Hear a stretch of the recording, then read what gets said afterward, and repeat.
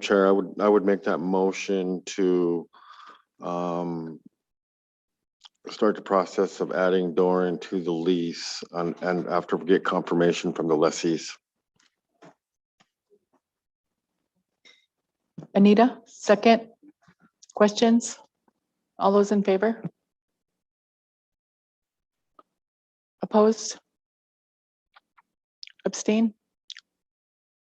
Martin? I'm abstaining because we don't have all the information, so I'm not supporting this action. Thank you. Okay, motion carries. Thank you, gentlemen. Thank you. Thank you, Madam Chair and Council. Next time, leave your phone number.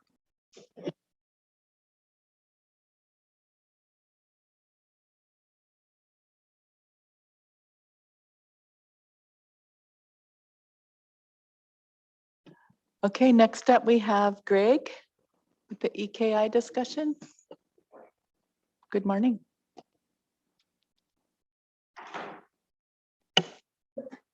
I've asked my assistant Mariah Campbell to join us today.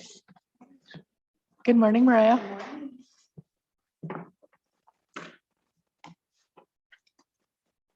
So I believe we're on page 27 in the packet. That's correct.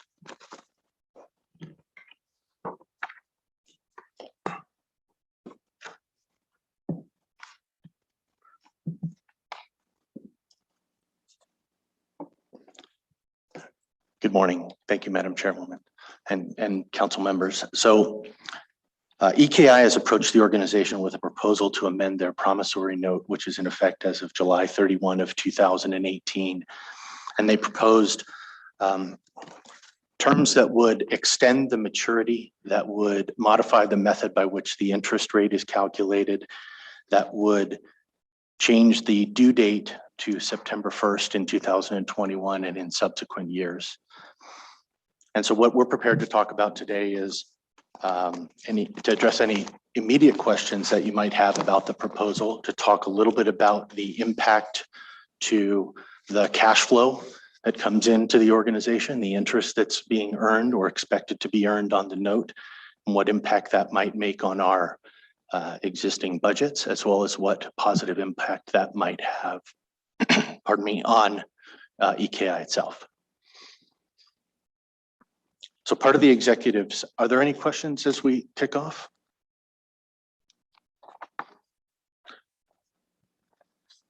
So part of the executive summary that I've provided for you, I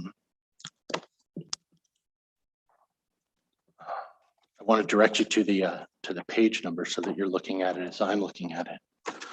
The executive summary begins on page 30. What I've provided is a grid that outlines what the current status of the note is.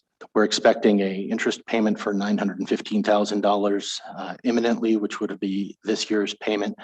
And the current structure of the loan has interest only and then becomes fully amortized in 2023 with principal and interest being paid through the balance of the July 31st of 2035 term. The interest that we're earning on that note would be paid back annually and would diminish over the years as a greater portion of each of their payments would be going to principal, retiring the debt over the 15-year period. The proposed amendment to that is illustrated on the second page of the executive summary, which would fix the first 10 years or the next 10 years of the note at 3.09%, which is a slight deviation from where they are now, which is at 3.10%, but it is a minuscule difference in the interest rate. And they would begin paying principal and interest immediately on the September 1st date of this year. They would continue to make those payments for the subsequent 9 years, at which time what we've proposed is that the interest rate float to a 5-year term for the 4 5-year terms for the subsequent 20 years of the note. And we've created a lower barrier of 3% and an upper barrier of 6%, so that as the Wall Street Journal prime interest rate changes, that the subsequent 5-year increments are locked in for 5 years based on what the Wall Street Journal prime rate is. We've selected the barrier of 3% at the bottom in case interest rates go below that. And we've selected the 6% barrier at the top so as to not be punitively charging a corporation, an affiliated corporation, an undue level of interest. Are there any questions? Go ahead, Lynn. I have a lot of questions, but I just don't know where to start right now. It's just kind of, this is an issue that we need to explain to the membership, because I know, at least for me, there have been a lot of people asking where we're at with those loans with EKI and SK Gaming. And the first statement that you presented to council, there's no way I'd be able to repeat that and try to explain that to the membership.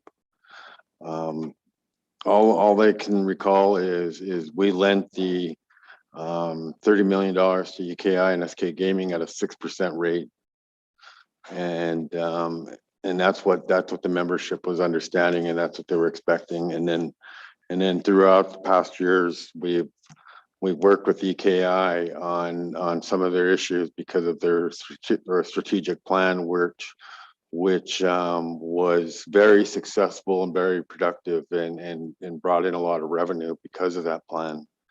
And I continue to support those types of plans that they bring forth. But continue on with your presentation. I'll try to get a grasp on it and think of some more questions. I welcome them. Thank you. Thank you. So part of the analysis that we performed in consideration of this loan modification took into consideration what we read, or what I read in the September of last year's presentation to council, where I believe that the yearly operating plan had a commitment to helping EKI grow their retained earnings by coming to some agreement that they would be holding back a certain portion of their retained earnings in order to grow and develop certain strengths and efficiencies within their organization. And I sat in on last week's presentation, where again, I think that their yearly operating plan did present the fact that they were successful enough in order to generate a dividend to the organization, as well as continue with their efforts to stockpile reserves in order to help bring about other operational efficiencies to continue to grow their organization. And so I would bring to light, perhaps not in response to what you said, sir, but to say that part of the council's prior decisions in making considerations of how this will impact both the organization and the corporation takes into account what EKI has presented as their year-over-year plan in order to accomplish some of their internal goals. I think one of the strategic benefits of this type of a loan modification is that it aligns the debt structure with a long-term investment, which is the long-term nature of the energy production in the organization.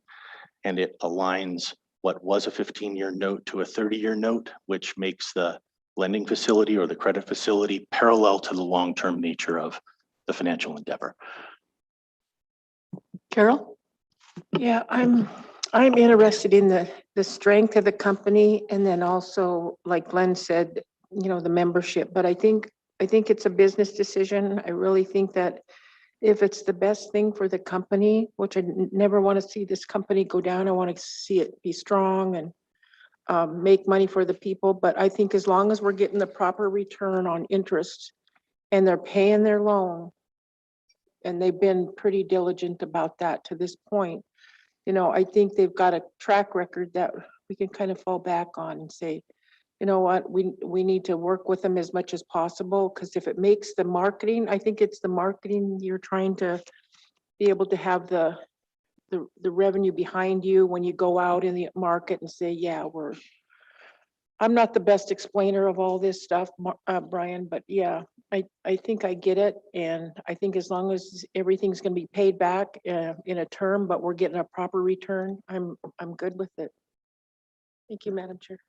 Thank you, Carol. So because I wasn't here last week for the presentation, I just wanted to clarify on your chart on page 30 in the executive summary, it says for the next 2 years, we would be receiving an interest-only payment of 915,000 plus. For That's the next correct. 2 years. And in that current structure, it's an interest rate at 3.1%, That's correct. right? Okay, so then we go to the next page on 31, and under these modifications, we would receive a payment of interest in the amount of 912,000 plus the principal of 611, right? That's correct.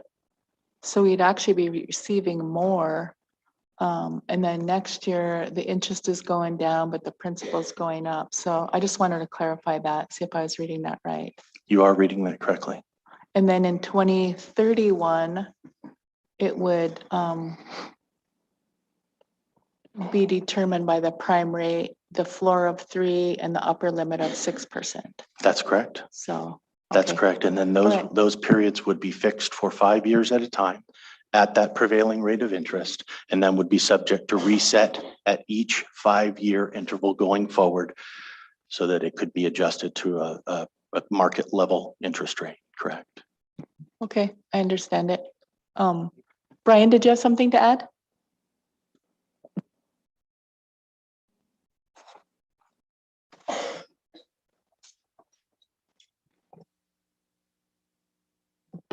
Thanks, Madam Chair. Yes, so partly to answer your question, Len, pretty straightforward. This is what we considered last year in the AOP, and we determined it was a good strategy to include within last year's AOP to restructure the loan, moving us from an interest only for a couple more years to an interest plus principal and extending it out. That does two things for us. Puts us in a position where we're already paying back, we'll begin paying back principal sooner. It'll still be a market-based interest rate, adjusted over time. The extending out of the loan itself allows us then to have a smaller payment, more cash flow, but you actually get more interest payment rather than having all the principal piled into those last 10 years of the loan. So from your cash flow perspective within the government, the principal just goes back to your trust fund, sits there.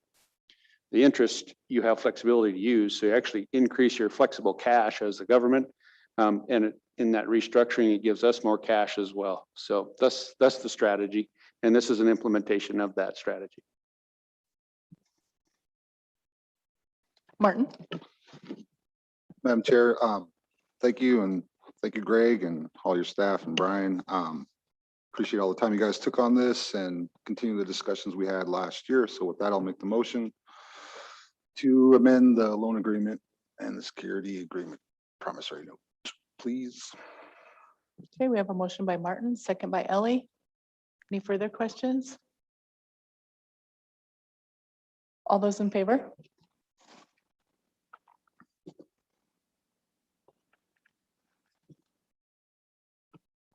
Okay, I gotta find Charmel on here. Is she on?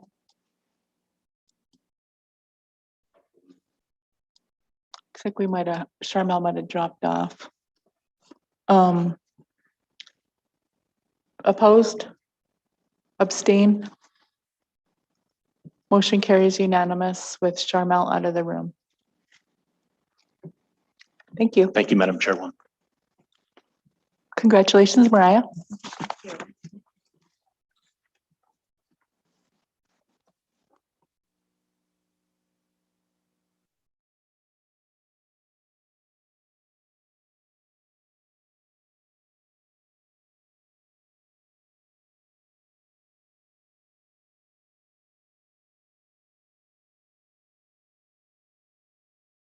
Okay, next up, we have the TAPO discussion with John Carter.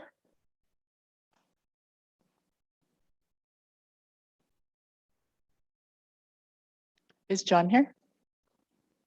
No? Ron, did you have something?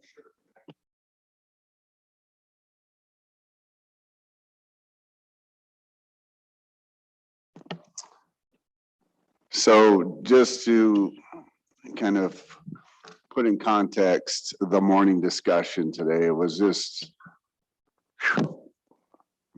like just one thing after another this morning. I thought the best answer was just to close the woods, but that was just a hasty decision. So let me rephrase. So we have some road closures around some of the fires that we currently have.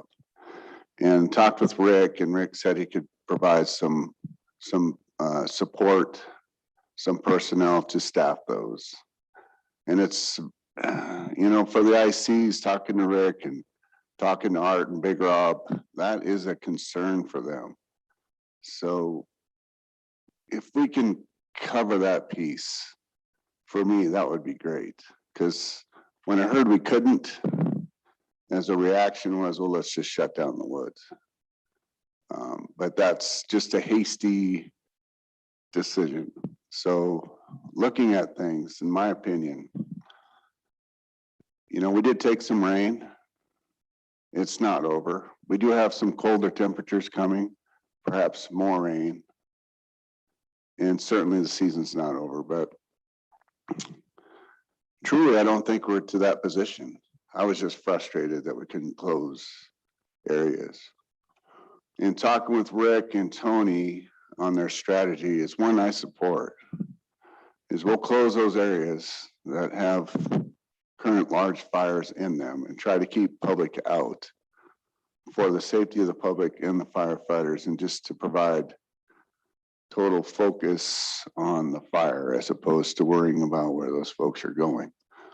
The next phase would be to look at recreation. So at some point, the strategy would be similar to what you've done with COVID, is close down recreational areas, the river corridors, Twin Lakes, St. Mary's, you know, those areas that are high use recreational areas. And that would alleviate a lot of the potential that's out there, I think, from our public. And then the last step would be closures of the forest, which would be, has implications towards economic displaced workers. It really is a big disruptive approach. And I like the proactive approach. If we could remain with that schedule, and I apologize for bringing the outside frustration in, but that is truly where I've been. It's where my mind has been. And that's where I would like to keep it. So that's where I'm at with that. I can see the need to further develop this strategy, you know, and talking with Rick, that first resolution for the recreation areas, we need to get that in place. So when this does happen, we are comfortable. We have a resolution come for council with the calculated, with the resolution that's developed that our tribal council can vote on. So any comments to that? I apologize for this morning. Carol and then Bing. No apologies needed here.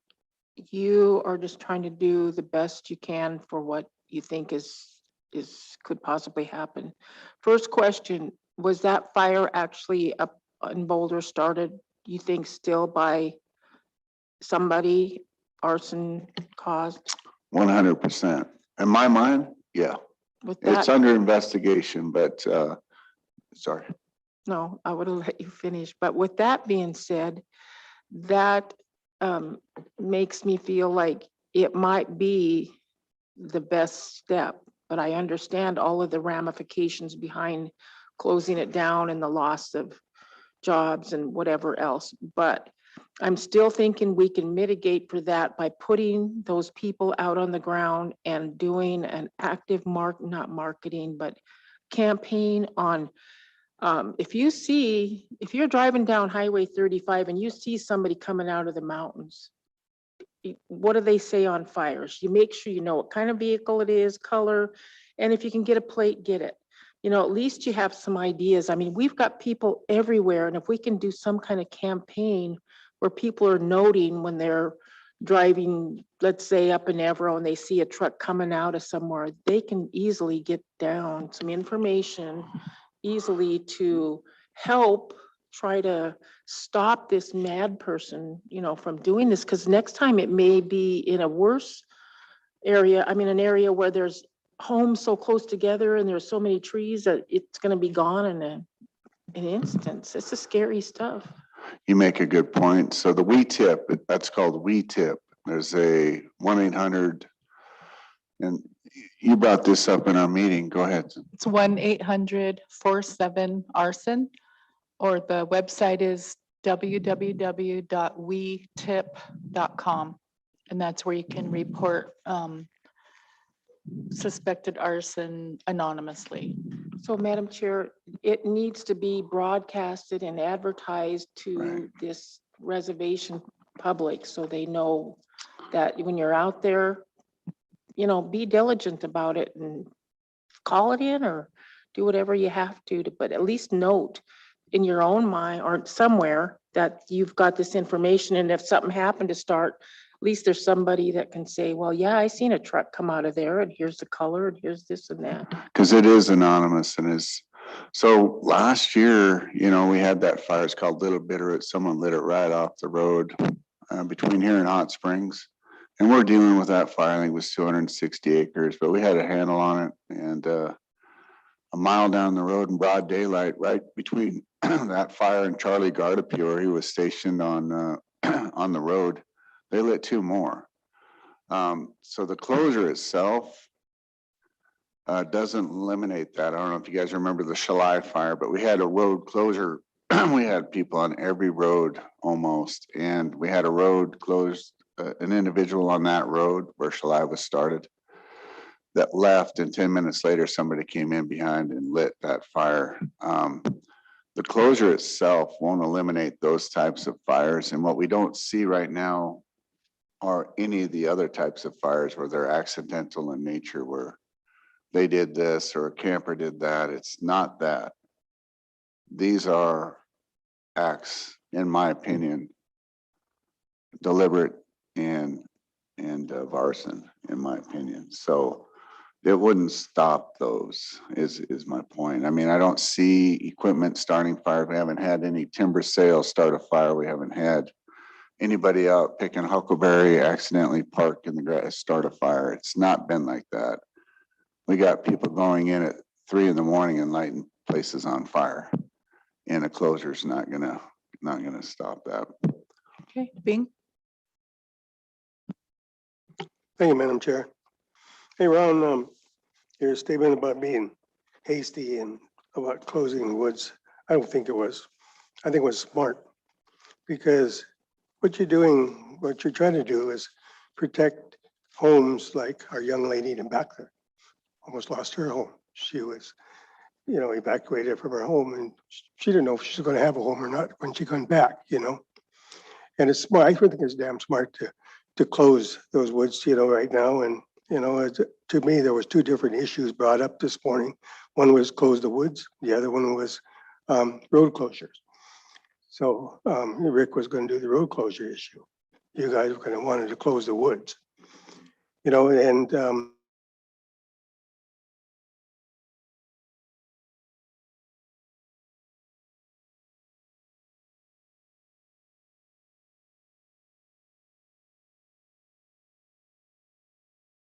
starting these fires, I know how it's got started, but that's besides the point. The point is that we've got to protect our people.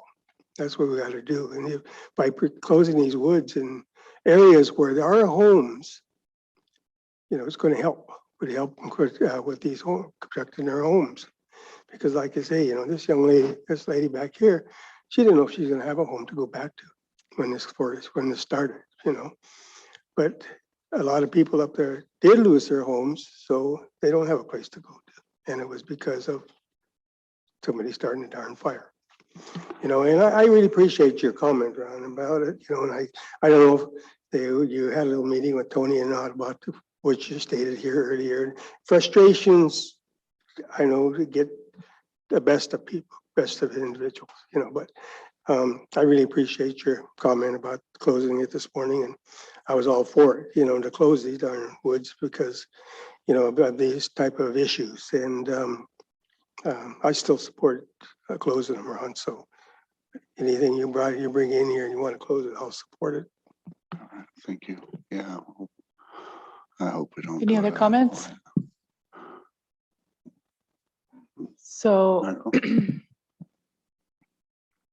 I've been getting a lot of pressure in the past month for tribal council to take the action regardless of waiting for forestry and Division of Fire's recommendation. I'm one that goes into the woods almost every weekend. I've seen the conditions out there. I know fire's a natural part of our ecosystem, but because we've suppressed it and in the South Fork, we've not allowed those harvesting, thinning techniques. We have a lot of fuels, and in 2017, the Liberty Fire happened, and long term, it's going to be a healthier place, but I would support closure of our woods at least through the month of August, given the conditions. I was able to fly over both the Boulder and the Crooks Fire yesterday, and to just see, especially in Boulder, just that heavy downfall. We've had wind events for years and not been able to clean up that downfall. And when you look at the borders of that map, the fire itself, there's a lot of fire in there. Not so on the Crooks Fire, it's little fires here and there. It looks like it's 1,000 acres, the border is, but it's little fires here and there creeping around, but there's no access to it, really steep country. So I just think we really need to push the whole arson reporting thing. We need to catch whoever is destroying our life sources. That's where I think our effort is needed as well, Shelley. That is an issue. That needs to get resolved. Lynn? Thank you, Madam Chair. For myself, I live in the urban interface, and in the area that I'm at, there is still a huge number of out-of-state tourists, visitors that are still running around in the mountains with their ATVs and their razors, and I know a lot of them at night are sitting up on a hill drinking, and probably in some cases making fires. And in matter of fact, yesterday we received a report from one of our employees that found a campground fire. I think it was in Mission Dam that somebody just abandoned and left. And that's pretty troubling, and it's really scary when it's this dry, because even the little rain that we received yesterday didn't really do much impact.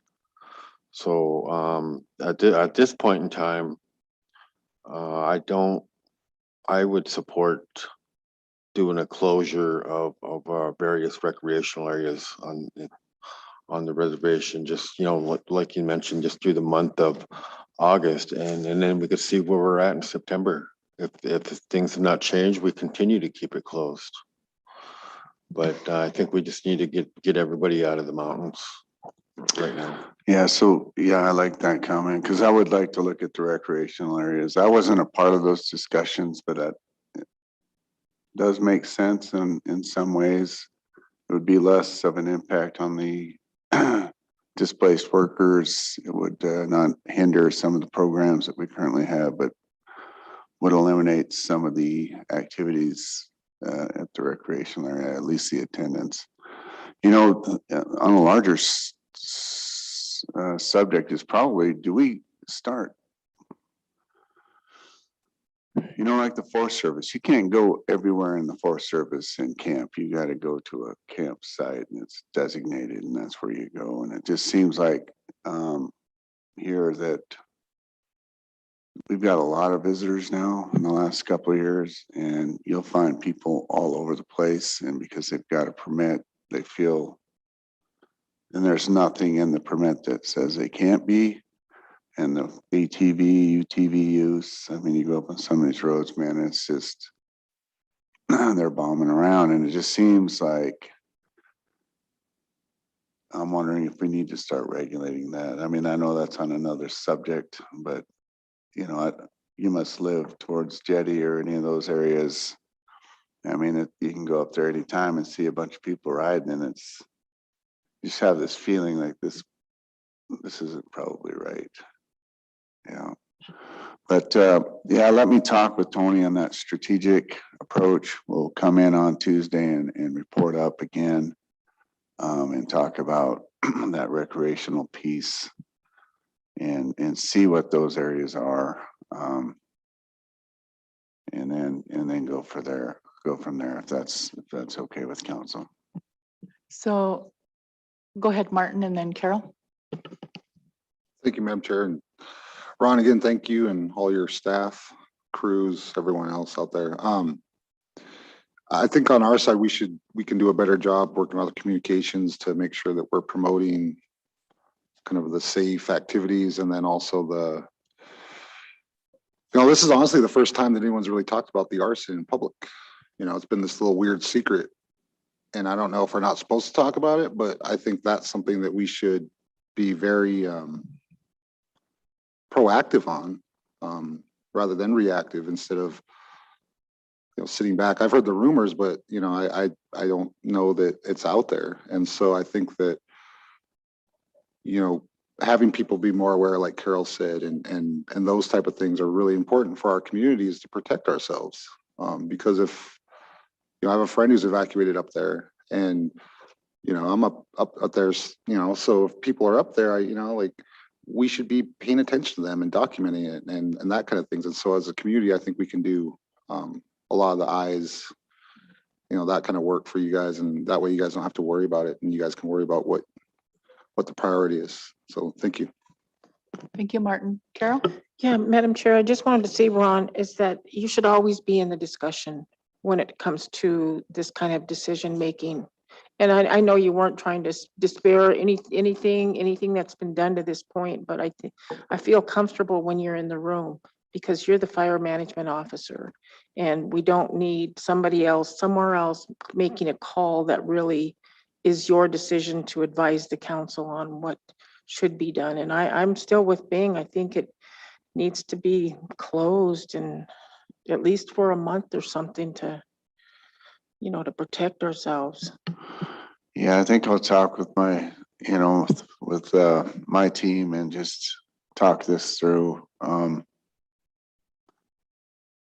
I do see a change in conditions. I just don't want to be too hasty. I know everyone likes the woods. I just don't want to displace a lot of workers just because of my frustration that I can't close 2 areas because of lack of enforcement and lack of personnel. And it was frustrating. I got, just how to go through that. And Rick told me, if you ever need help, come to me. And I just never heard that. I didn't know Rick was where I go to get road guards, but I will certainly go to Rick to get road guards and get that structured and organized. I just didn't want to make a hasty decision. Really need to go through some channels on the on our program side and just talk through some things, because the implications are huge. And I like that strategic approach that Rick and Tony were working on. So I just wanted to make that clear, that I kind of just came in here with a different agenda on my mind, is frustration. Yeah, I'm not sure where the communication breakdown was, because we talked about this. We've been talking about this all week as far as, where those gate guards or those land monitors were going to come from. So, yeah. Right. I breakdown of think they have communication. been, and those discussions have been going on. It's just, I've been going to this fire, I've been going to Right. that fire. I'm really not as engaged as maybe I should be. So that's my issue. I'll get on that. Okay, so Anita and then Mike. Yeah, just real quickly, I know after you guys left the other day, and the first thing I was saying is close it all down, be proactive and close it, and then after listening to Bob and them, and then Tony say, well, we'll get a plan and then we'll come back, we'll work with Rick and see what the weather does. It's supposed to go back down in the 70s. I walked in back and talked to Bing, and one of the things I would like to see, and we've been hearing it for years, and you guys have been warning us, is in the primitive areas and along the buffer zone, we're going to have a problem. I'm hoping somewhere in the forest management plan, we can start looking at that. And maybe if it's this thinning or whatever we need to do, which hasn't been done since I was born, and that was a long time ago.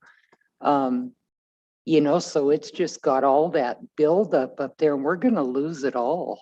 And you're exactly right. I think if we just use some common sense and did a plan and started working on some of those areas, at least we'd have a resource. I went up to the Boulder fire in 2017. All of us got to, and oh my God, it was just eye-opening. I still have it on my phone, but it was just amazing. And it was so unsafe. Which one did you go up to? Blue Bay? Liberty, I'm sorry. Oh, Liberty. I said Yeah. Liberty was Liberty. brutal.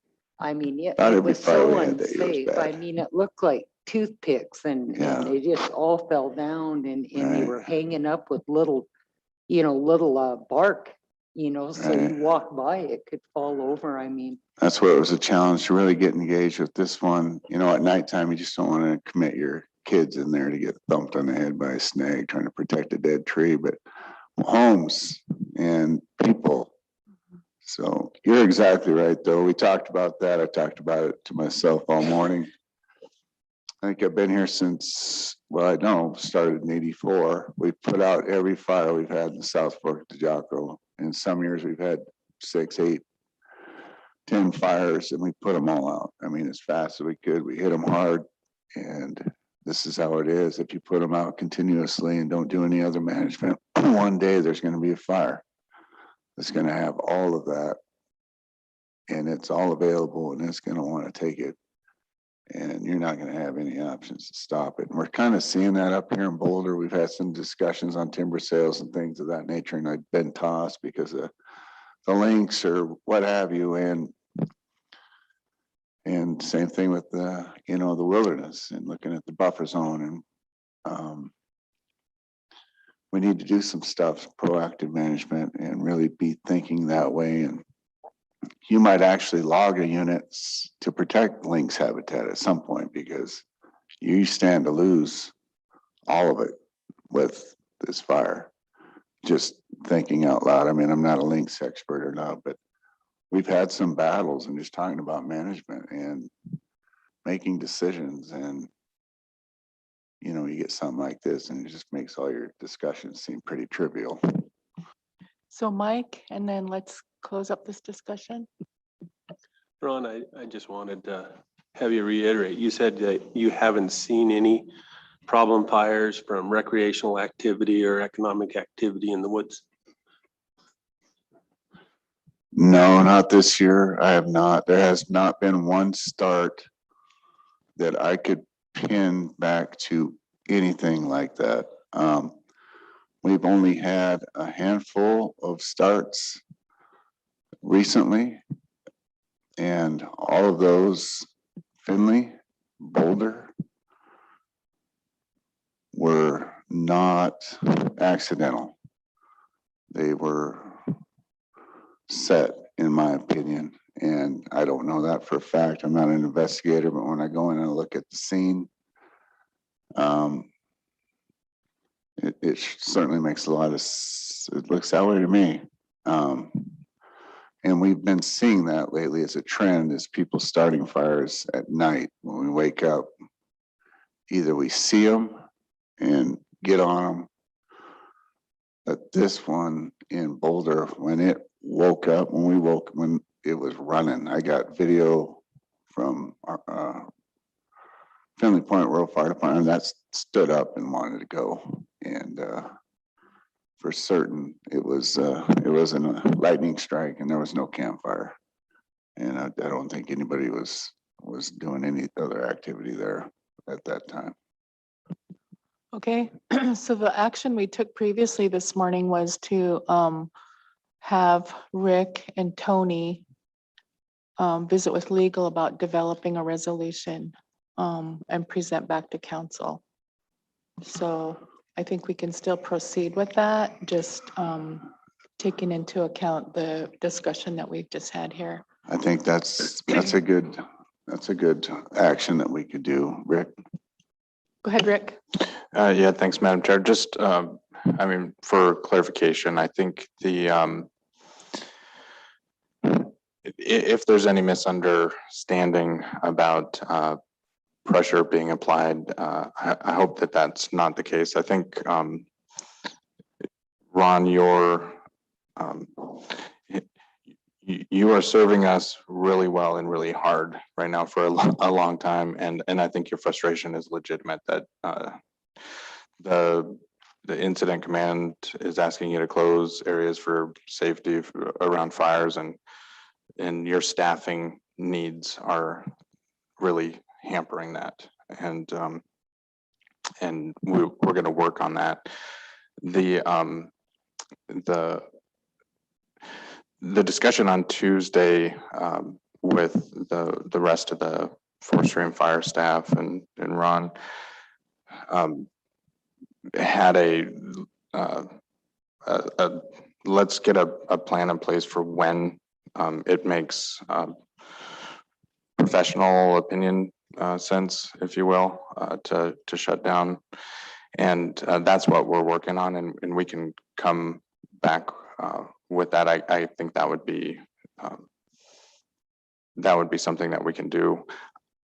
Expectation wise, though, with council, I don't think we can get something that is meaningful that actually addresses all of the many and varied aspects by this afternoon, unless it's a simple closure, kind of a blanket statement. And it's my understanding that's not the resources professional advice at this point. So I just wanted to share that we're continuing to work on the plan. Unless there's a request to expedite it, we'll be looking to bring that forth next week. Ellie? Thanks, Madam Chair. I just wanted to reiterate to you, Ron, how much we value your opinion and the work you've done. I can't begin to imagine how exhausted you must be. Probably going 24/7, and that can wear on a person. So take care of yourself. We appreciate you, your professionalism, and I personally respect your opinion so wholeheartedly, and I can see it's affecting you. Thank you.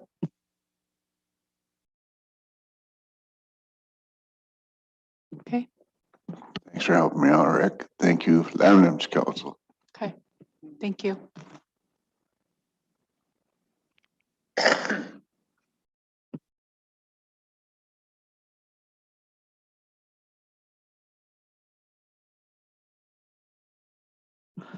So it's my understanding that the TAPO discussion is going to be rescheduled next week, Rhonda? Okay, so next up, we have an executive discussion or a discussion in executive with Rhonda and Rick.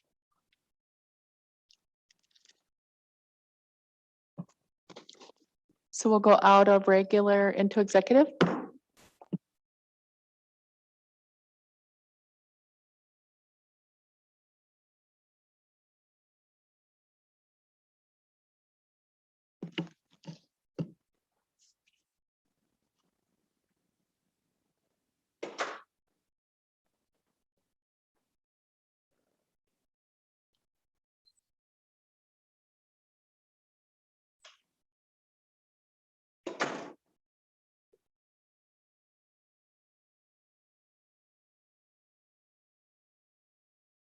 Yeah, it looks like we're still live streaming.